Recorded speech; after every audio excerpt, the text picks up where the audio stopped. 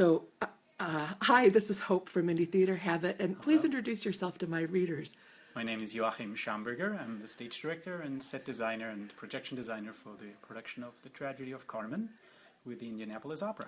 And it was wonderful. I'm still kind of in weeping mode, and we just got out. And I wanted to ask you about, you made a little video for the opera and said that the real tragedy is that Carmen didn't really understand what it meant to be free or something like that. Could you talk about freedom? Yeah. I think the piece is often we think it's about sex and obsession, which certainly is a part of it. When we think of Carmen, that's like what first comes to our mind. However, I think on a deeper level, the piece is more about the question of freedom. Carmen always asks this question like, what is freedom? And she wants to be free. She talks in her aria about free love. At the same time, she is like caught in her beliefs that everything is predetermined by fate and by destiny, and somehow sets up that tragic world for herself in which everything is predetermined, and on the other hand she wants freedom, but how much freedom is in a world where everything is predetermined?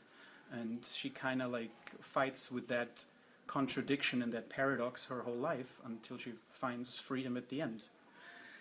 Thank you for that. Can I ask you, and I'm sorry I don't know, have you directed this piece other places? No, that's the first time I've directed this. What drew you to it then? Was it the freedom? The story, I mean, the opera Carmen, the original Bizet opera, is very famous, obviously, but I hadn't directed that either yet.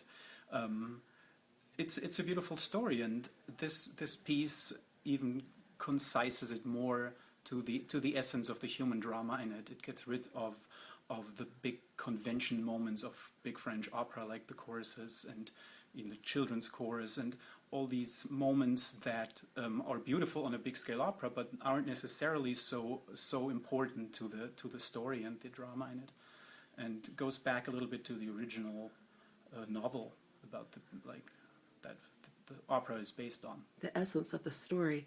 I also loved what you said. Somebody after the show asked in the audience when we were all out there about the projections that are the scenes. It's mostly the projections that you have created in the background. And you said something that you looked at the score or the script or whatever.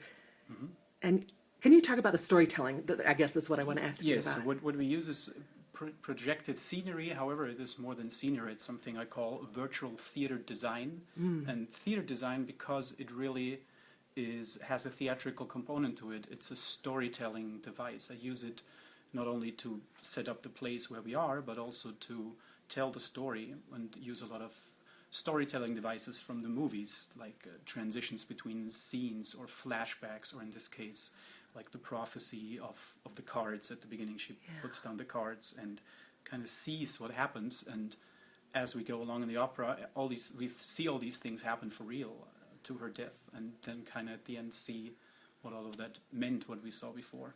So it's a wonderful tool to use and to make the story very interesting. It added so many layers. That was really wonderful. Thank you. Well, thank you very much. Thank you very, very much. Come and see it.